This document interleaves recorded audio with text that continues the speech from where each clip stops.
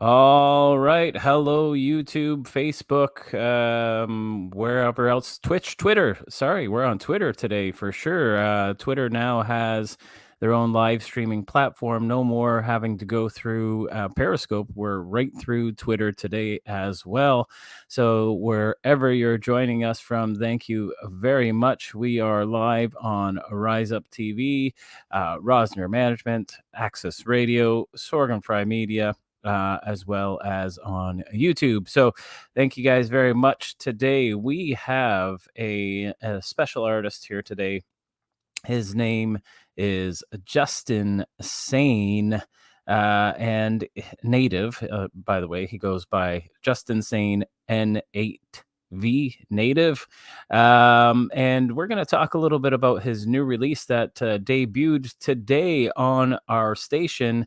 And it was a good success. Actually, we had people requesting that we play it again for a second time on our show. So we did that, and we're going to talk to him a little bit about that and the meaning behind it, as well as some Indigenous issues as well. So without further ado, here is Mr. Justin Sane, native. Hey, how's it going? Hey, good morning, Sauerkraut. Good morning, everybody out there. Thank you for having me. It's an honor and pleasure to be here on this fine day. Definitely. Yes, no. So, um, you have a new record coming out or a new album coming out. We released today the very first single that we have, which is Head in the Sand. Can you tell us a little bit about that, the lyrics, and what inspired you to write that song?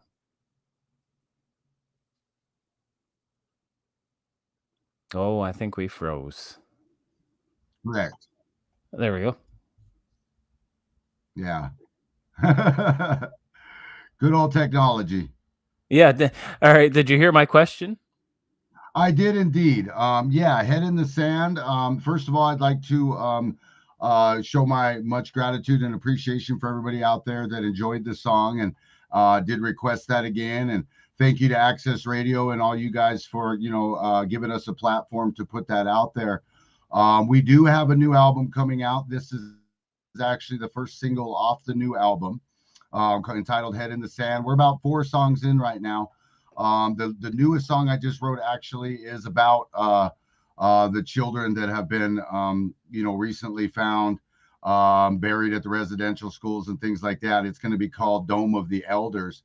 But speaking on Head in the Sand is a song about being hopeless and feeling that you have nothing left and being on the brink of basically suicide, and calling out to your ancestors and knowing that your ancestors are out there and that they do hear you.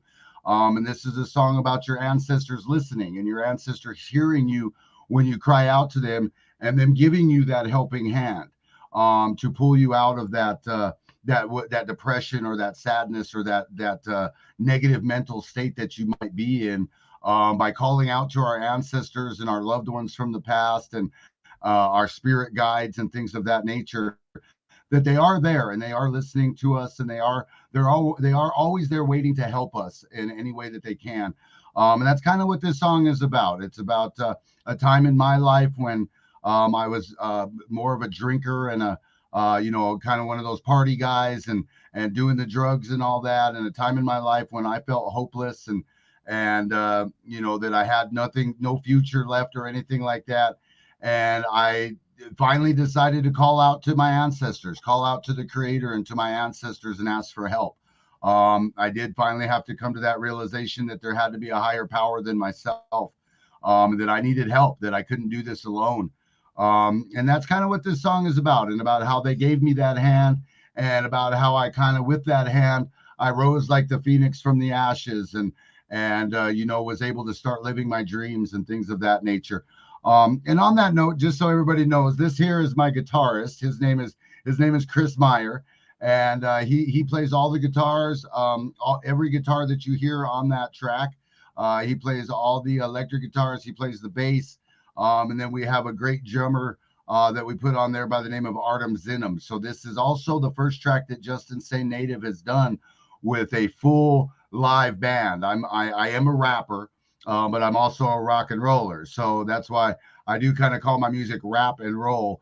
And so this is I have had worked with a lot of producers, a lot of instrumentals, but this is the first time I've worked with actual live instruments. So it's really great, and we're really glad to get this song out there for the people. We're really proud of it. Good, good. No, and that's awesome.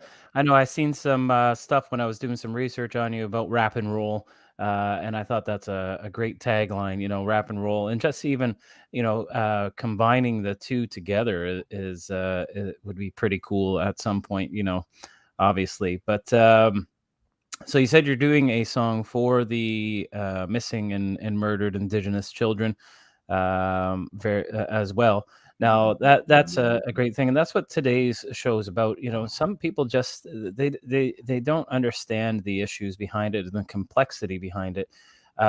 Essentially, this was government sanctioned genocide. Is what it was. They were trying to get rid of Native people, Indigenous people altogether by making them assimilate. And if they didn't, they beat them, they starved them, they withheld medical attention and stuff like that. And a lot of people think that this is an issue just in Canada, but it wasn't just an issue in Canada. This happened in the US, this happened in the UK, it happened all around the world. It just happens to be more in the news now in Canada because of the fact that they've found 6,519 bodies of children that were dumped into mass graves over the years, and the same thing's been happening in the States. They've been finding them. It just doesn't make it into the news as much as what it should. To tell you the truth, when it started here in Canada, they first found 215 bodies, and then by the time the count got up to 1,500, the media stopped covering it. And the media didn't cover it again until today. And all of a sudden, the numbers jumped up to 6,519 children that were found in these mass graves. And some people said, well, some of them weren't murdered. They were there because of they died from TB or whatever else, what have you, the flu.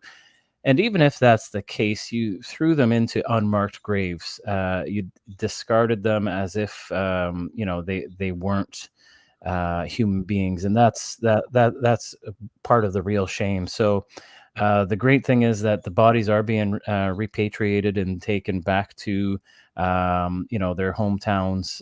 Their families are getting a chance to have proper ceremonies for them as well. Yes. And get a little bit of closure. So yeah. Now you're from the U.S., correct?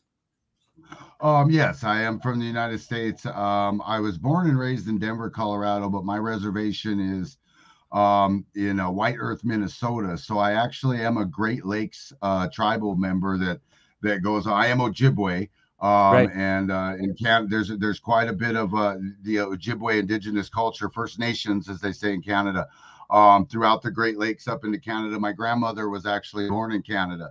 So Okay. I've always kind of called Canada the motherland, my motherland, since that's where my grandmother's from. But yes, I was born in the United States, and yeah, you touched on a really, a really good subject there, which is the recognition. The Native Americans, as far as and the First Nations people, have never really asked for a whole lot from our governments and from the European settlers, if you will. But one of the things that we've always felt that was definitely needed, and not needed because we need to be recognized, or we need you to apologize or anything like that, but something that is needed is recognition, and that recognition brings healing. And I do see it. I do commend and I do honor the Canadian government and the people there of Canada for being so open to that, for being so open to reconciliation and recognition, because that's something that the United States, they won't even recognize things of that nature. They could find 20,000 bodies and it wouldn't even make the back page of the newspaper probably here. It's something that is, I would imagine, brings a lot of shame, a lot of guilt, and especially in the tinderbox, if you will, of kind of what we got going on in our country right now, of the divide that we have. That's something that really touches on that divide. We have a strong, if you will, kind of a white supremacist culture that is permeating here in the United States, that is living in fear right now of becoming, if you will, a minority, being seen in any kind of bad light whatsoever. As you see, there's a lot of with the critical race theory going on here in schools like that. Truth is not something that the great populace of the United States likes to face very often. They like to brush it under the rug, and they like to sugarcoat a lot of things, and they won't ever acknowledge the fact that there was even a genocide. They like to say that we it was all nice and it was great and we all got along and we made deals and we signed treaties and we signed and things like that, and they really have that instilled into that. That's the way things happen, and there's very little that's going to persuade them to give any kind of recognition. Especially here in the United States, we've got this thing, and I'm sure this is a worldwide thing going on right now, is that people get this thing in their head about free stuff. They want free stuff. We give these natives enough, and we give these black people enough, and everybody just wants free stuff. They need to get out there and work, and they don't seem to understand that everything that they've ever had since 1492 is free stuff. Their entire country, the ground that they stand on is free stuff. It's stolen land. And we're not asking for give us everything back and go back to Europe. What would be nice is just, as you said, some recognition of what happened and some healing. Because we're not out to, no native is out to guilt trip any European descendant or shame them or bad them or anything like that. What we just like is some healing, and there can be no healing without the recognition. And something that you had also touched on was the treating them as if they were less than human, and that's something that we still face daily today, that we're very used to. And you can see that with our with the football teams and sports teams and things like that, and being used as mascots, that we still are seen as less than human. We're almost seen, a lot of people here in America are very surprised that there's even still real natives around. We're kind of like a myth. We're kind of like Bigfoot or the fairies or unicorns. So we our existence is something that has been trying to be swept under the rug for over 500 years now. So I certainly do honor and commend the folks up north there for this great step forward. This is an amazing thing, and I honor you, and my people honor you, and we give much thanks for today. And it's a good day that we all pray together. All nations pray together for the children, and for those that were taken from their families and forced to assimilate or die, basically. Yeah, no, and you're absolutely right. I mean, Canada, the U.S. I live right on the border. I live in Niagara Falls, Ontario. So, Oh, okay. and honestly, we are 40 minutes to the closest Indigenous reservation. It's in Caledonia, just outside of Hamilton, Yes. and not too far. That's the closest one to us. But part of our culture here in the Niagara region, this is where the majority of the War of 1812 was fought. There was a lot of battles, and the Indigenous people, the Ojibwe, the Mohawk Nation, Cree Nation, all those were actually helping to keep the Americans at bay and keep them out of Canada. At the Correct. time, we weren't technically Canada at the time. We were part of under British rule, but same idea. So it's one of those things that we've had this partnership, and if you read the treaty agreements that even we have in Canada, it says that from the War of 1812 and on, they did a bunch of different treaty agreements, and 6 kilometers on each side of the Grand River, it states, shall be territory for the Indigenous peoples. unfortunately, to this day, I could go to the Grand River and I can tell you there's only a small section of which that is actually true. Just in like the Brant area, Caledonia area, stuff like that.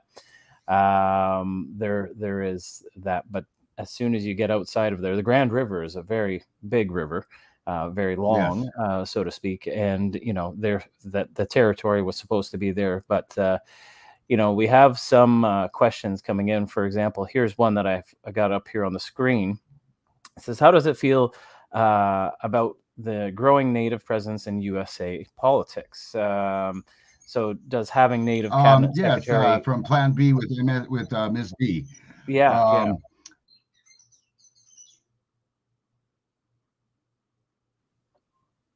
Oh, I think we froze again. um, Oh, there we go. that's yeah, that's a good question, Miss B. That's a good question. Uh, it gives us some kind of hope, and it gives us something to it gives us some hope, Miss B, and it does give us something to possibly look forward to for the future. That there is a native voice that's in there, at least, kind of chirping in the ears of those that are truly in power. Um, Oh no, we got the black screen I'm of back. I'm death back. there. Oh, okay, I got your audio. There we go. Yeah, I'm back on my side. Yeah, we got you. Okay. All right. So, yeah, you were talking a little bit about having representation now, Okay. and Okay. Yeah, we must have some cloud coverage or something go by.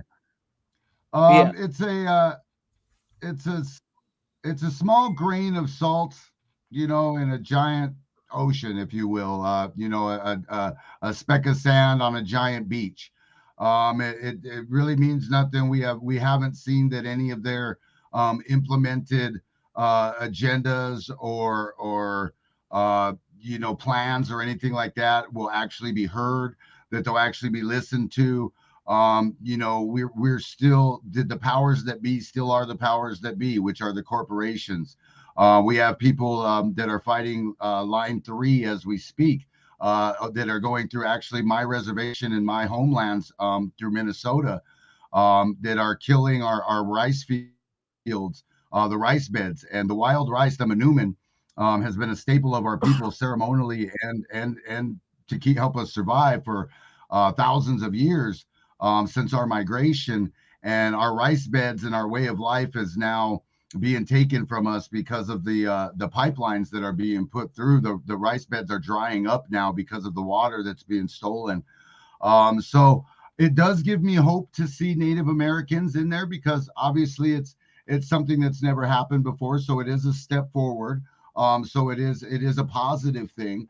But it's a very small drop of water, as I said, in a vast ocean, and we'll see if they actually get listened to. I mean, we have a lot of good people actually in throughout our politics that I agree with a lot of their policies. Of course, I don't agree with all of them, but people like AOC, Ocasio Cortez, and the squad, and some people on that crew. They do have some good plans, and Bernie Sanders has implemented some good agendas and things of that nature. But for the most part, those that hold the power, have a way of squashing out those voices when they feel the need to, especially when it comes to profit. When it comes to profit, uh, the people and the environment and the animals and the children always will take a back seat to profit, unfortunately. Yeah, and you know what? You kind of touch on something there. So here in Canada, we have a reservation called Attawapiskat, and for years they've been complaining about their water. The water quality, it comes from the pipes. It's like a dark brown, rust color. Um, it is tainted. It's poisonous. You can't drink it. You're not supposed to even bathe in it. And the federal government knows about it, but hasn't done anything about it. And one of our Correct. politicians actually made a point about it, saying, if this was Toronto, which is one of the most populous cities in Canada, if this was Toronto, we would write a blank check and we would fix the water issue. But this is Right. a reservation, and our government doesn't believe in actually helping out the native population with this particular thing. That's definitely something that should be taken care of, regardless if it's on a native reservation, indigenous reservation, or in any major city throughout the world, right? Um, Yes, correct. Now, our government had offered to move the entire reservation to somewhere that had clean water. But the thing is, if you have the money to move an entire reservation to somewhere with clean water, you have the money to fix the water problem where it is, right? And Yeah. obviously, that's where they've been for their entire life. Their ancestors are there. That's their land. That's been tribal to them. It's important to them. So you need to fix the problem where it is. It comes down to, I mean, if you get into the politics, it comes down to there's profit to be made on that reservation. So if they move them from the reservation, in that particular case, they can make money by getting the precious minerals and stuff that are on that reservation. And so Yes. there's Stealing the resources. yeah, so there's a alternative motive for the government to offer that. And at the same time, the indigenous leaders in that area have said, hey, we're willing to allow you to have these minerals and stuff. We just want you to use our indigenous people, our indigenous labor force, to mine all that. And we're asking for the Yeah. money in return to fix our water. So, I mean, it seems like it's a on the surface pretty simple solution. But in the long run, we've been going through this for many years. We're talking it's 2020, and they still don't have clean water. Not on just Attawapiskat, but a lot of indigenous reserves across Canada and the U.S. This is something that doesn't just stay here in Canada. So, kind of a little bit of Yes. an Well, issue on it both all, sides, right? yeah, exactly. And it all touches on when I get into these conversations with a lot of people, they love being stuck on the fact that things are in the past. That's in the past. Genocide, the rape of our and destruction of the land, things of this nature. Anytime a native wants to express grievances about what they see going on in their country or in the world, if you will, everybody, what we mainly hear is get over it. It's in the past. And when you touch on things like this, it's quite obvious that nothing is in the past. Um, the having poison water and poison soil on your land is just another continuation of the genocide against our people. It's still a continuation of trying to extinguish us, of trying to wipe us out, of trying to poison us, of trying to move us and to relocate us and disassemble our clans and things of that nature. So, to us, the things that were happening, 500 years ago are absolutely no different than what's happening today. The Yeah, destruction of our homelands, the genocide of our people, we look at the missing and murdered Indigenous women and the rate that's happening, and how little focus is on that also. So it's kind of all part of that continued trying to erase us. And I don't think that's ended. I think that there's certain powers that be that's still the agenda. That it's always been that the treaties are supposed to be the law of the land. But the treaties, and especially here in the United States, not one treaty has ever been upheld. Not one single treaty ever signed in this country has ever been honored by the United States. And that's just another ongoing of the continued genocide of our people.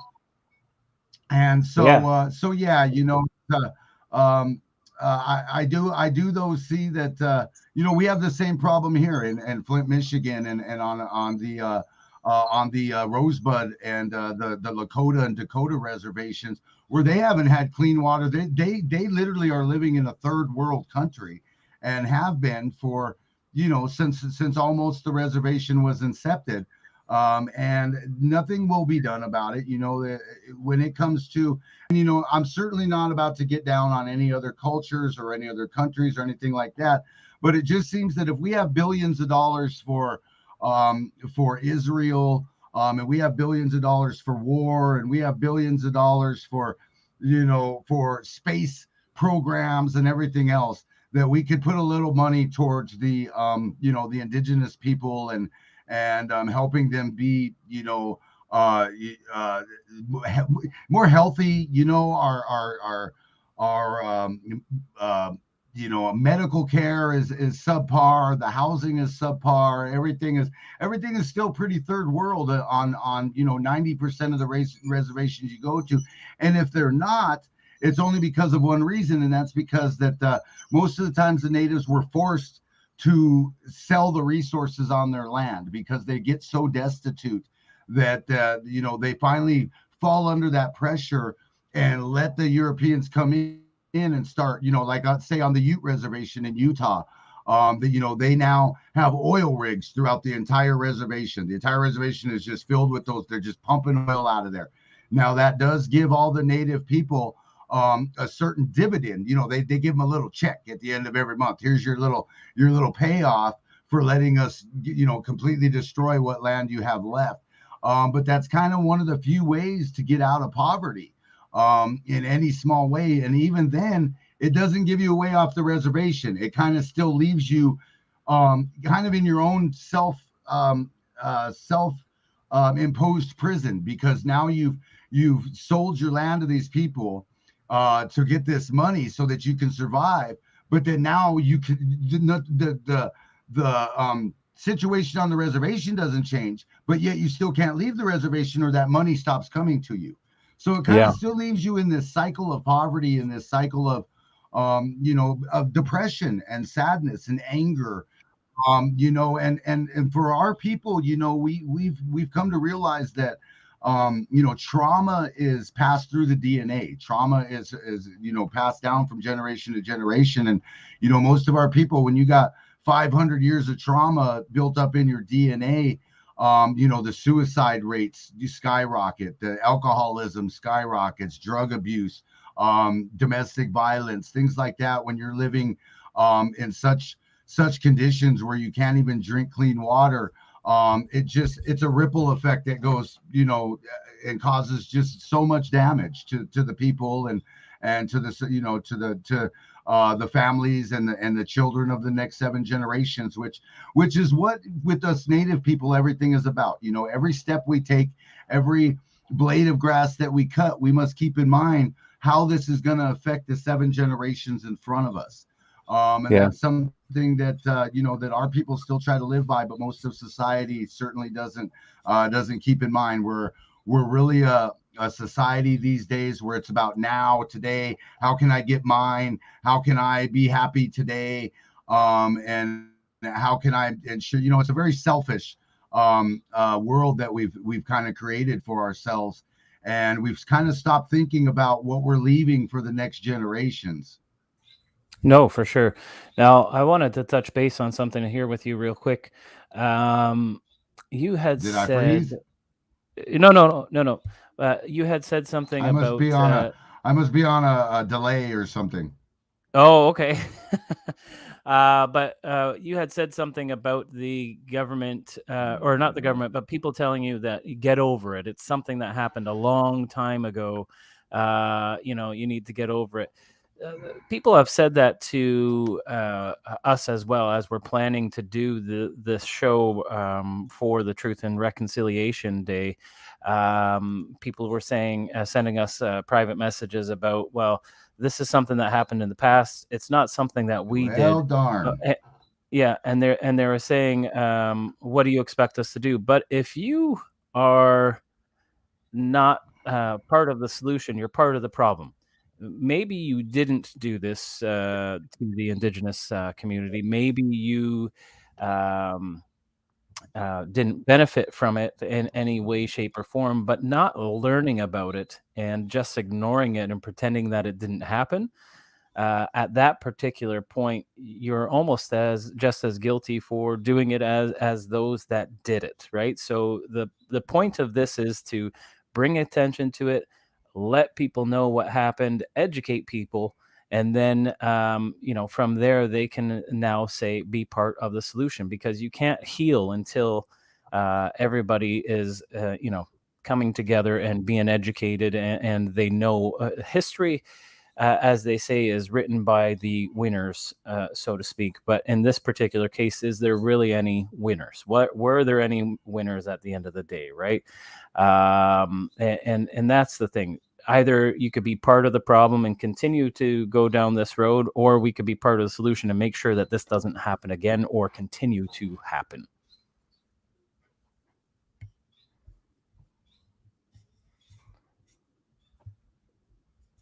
So let's see what else some of our listeners say. So Miss B here says, for the longest time in Canada, if you wanted to retain your rights and status, you had to stay on the reservation, which is true. Not only that, if Yeah.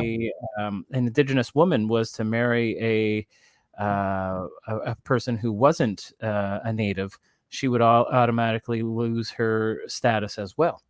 Um, which was it's something crazy to think about, that you would lose your indigenous status because you married somebody that wasn't indigenous.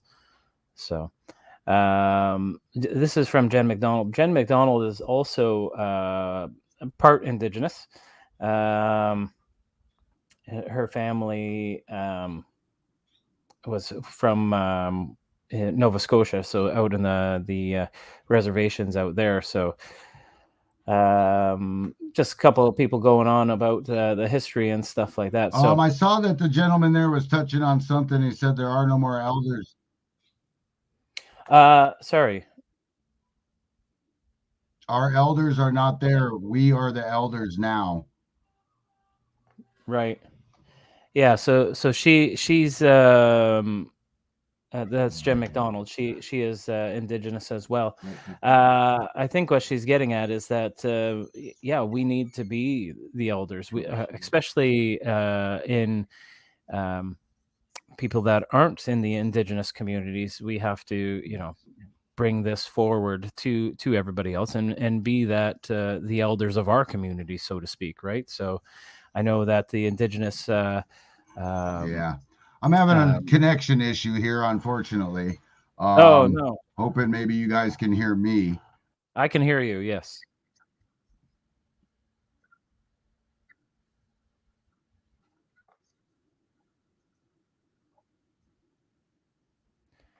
All Correct. right. Correct. Yeah. And that's the thing. Something that I always say, and I say it a lot in my songs, and through ceremony and things like that, is that we are the ones we've been waiting for. Everybody's always waiting for a savior. Everybody's always waiting for, the elders or the young ones or whatever it is. No, it's us. We're here. We're the ones we. Oh, all right. So we froze up again a little bit here, but hopefully we'll get that sorted out. Um, so if you are just joining us, this we have Justin Sane joining us, Justin Sane native, and he is an Indigenous peoples from the U.S., Ojibwe Nation. And actually, his grandmother was born here in Canada. So Justin Sane did release a new song today on our station called Head in the Sand. And he was just telling us a little bit about that, as well as a new song that he does have coming out that he wrote for the missing and murdered Indigenous peoples, and survivors of the residential schools as well. So a great thing there. Justin, are you back now? I am. I hope everybody can hear me okay. You're kind of skipping in and out, but I'm kind of catching bits of what you're saying, enough of what you're saying. I did want to touch on if I wasn't heard before, about the about how we're the elders now, and That's something that I like to express to the people too, is that, I say it a lot in my music and a lot in ceremonies, that we are the ones we've been waiting for. We're here now, and it's time for us to make that change ourselves. We're not waiting for saviors or anything like that. We are the ones we've been waiting for. And yes, and Head in the Sand is about being in that destitute situation, and with poison water and feeling depressed, and 500 years of trauma in your DNA, but still being able to call out to the elders, because the elders are still here, and they're here in a few ways, and in one of those ways is spiritually. Our elders and our ancestors are always here, and they're always listening to us, and they're always when I had my visions, when I first started on the red road and had my visions, one of the first things that the spirit that woke me up had said to me was, Justin, in all your times of sadness and and depression and alcoholism, you never asked for our help. You never called out to us. And the spirit had asked me, why? Why did you never call out to us? We were here. We're here waiting for you. We're here to answer your calls. We're here to help you. We're here to help fill your heart with love and guide you in the right direction. And so there are these ways where our elders are still there for us. Another thing that my tribe, the Anishinaabe people, speak of is the seventh fire. I call myself a seventh fire warrior, and we have what we call the seven fire prophecies. Now, in the seventh fire prophecy, it said that now we are in the time of the seventh fire, and in this time of the seventh fire, a new people will awaken. What some may refer to as the Rainbow Tribe, or something of that nature. But a new people will awaken. The children will start to awaken again, and they will start to seek out the old ways. They'll start to want to go back to the ways of the earth and ways of ceremony, and start putting this technology and those type of things to the side, and start seeking out their spirituality again. And it said that this is the time that we're to seek out our elders. But it also says that this is going to be very hard for those people, because a lot of the elders will have either forgotten the ways. Many elders will still want to hold on to those traditions to themselves. It's not something that should be shared. Many of the native people still feel that a lot of our traditions and ceremonies are taboo for non-natives to learn or hear about. So a lot of elders will be very reluctant to share these medicines. But if we're diligent, they are out there, and they're waiting to teach us, and they're waiting to show us the old ways and guide us in the ways we need. Because right now in the seventh fire, what it says is that we're all at a crossroads, and one of those roads leads to the road of technology, and one of those roads leads to the road of spirituality. And if the road to technology is chosen, what the prophecy says is that the death and destruction that was brought to our shores so long ago would consume the entire planet. But if we choose the road to spirituality, that the human race will evolve into what we call the eighth fire. We will move into the eighth fire, and it's the eighth and final fire.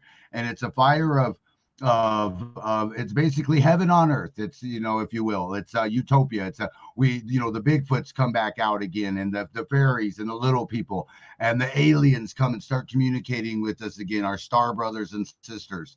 So this is a time of it's supposed to be a great awakening, but it's all going to depend on that fork in the road, and which path we choose.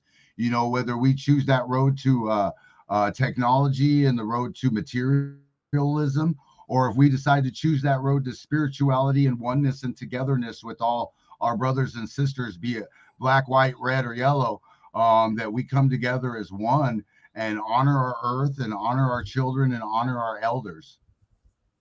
Very good. Very good. Yeah. One thing I want to touch base on today, just before we go, there's a short story that was written years ago called Blackfoot. And it's a story about like this duck go thing. It never works, yeah. right? Oh, it's a story about somebody that was trying to cross the border. They were Canadian. However, they claimed, when they were asked their citizenship, they claimed Blackfoot. And the border guards on both sides of the border didn't know how to handle this. It's actually a pretty interesting story. You should go read it. But one of my things that I took away from it was that the young man in the story turned around and said, "It would have just been easier if my mom had said Canadian." But the little one at that point was being taught a valuable lesson by the mother, because the mother claimed that she was Blackfoot, not Canadian. So he was learning a little bit about his background, his family, and everything. And even though it was easier, doesn't mean that it should have been done, right? So I encourage everybody to go out, just look up Blackfoot. It's a short story. They turned it into a graphic novel. Somebody also did a 26-minute movie on it as well. So check it out. It's Right. actually pretty cool story to think about, and think about it brings to light some of the struggles that Indigenous people have had to endure over the years. So, all right. So is there anything else that you want to discuss before we go here, Justin? I just uh I just want to once again I want to commend and honor the people of Canada, and for finally coming to a point of recognition. I really honor that. It's something that I certainly haven't seen in my lifetime. So I would just like to express from the bottom of my heart all the love and gratitude to all the people there. Also, my love and gratitude to all the First Nations people there. I mourn with you. I grieve with you. I pray with you. I do ceremony with you through heart and through ceremony, and I am here with you. And just know that we're out here. We're out here. We're doing the work. And I know you're out there too. Sometimes it seems really hopeless, and sometimes it seems like nobody understands where we're coming from, or nobody's on the same wavelength that we're on. But just know there's a lot of light workers out here putting in a lot of prayer and a lot of ceremony to make sure that we as a human race evolve into that eighth and final fire in a good way. And I just like to push out everybody, let everybody know. I'd like to thank you for giving Justin Say Native a platform like this to put the music out there, because the music that I do is all about one thing, and that's spreading a message. And that message is about togetherness and oneness, and that we're all one family.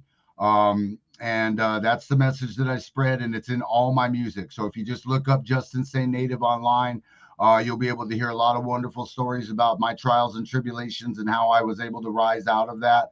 And I just thank every one of you. I thank Jennifer there, and my friend Raleigh, and everybody on there that's listened today. And I just thank you, and I love you, and you're all my family. And Gakina Awiya, Miigwech, and I love you. Thank you very much for that. And my And buddy Chris here, my guitarist Chris sends his love to everybody too. As you yes, yes. see, we're brothers, man, and we're brothers, and his skin may be white, and he may be European, and I may be native, but we're brothers, and together we make beautiful music about coming together. And that's what this is all about, man. So I certainly do appreciate you, Sour Cream. Thank you. Well, thank you, and like I said, thank you very much for being here, especially on such an important day. And like I said, it is Orange Shirt Day here in Canada as well. They just made this into a national holiday, and it actually all started over Good old a technology. young lady who had See, I her shouldn't be I shouldn't be talking all that terrible.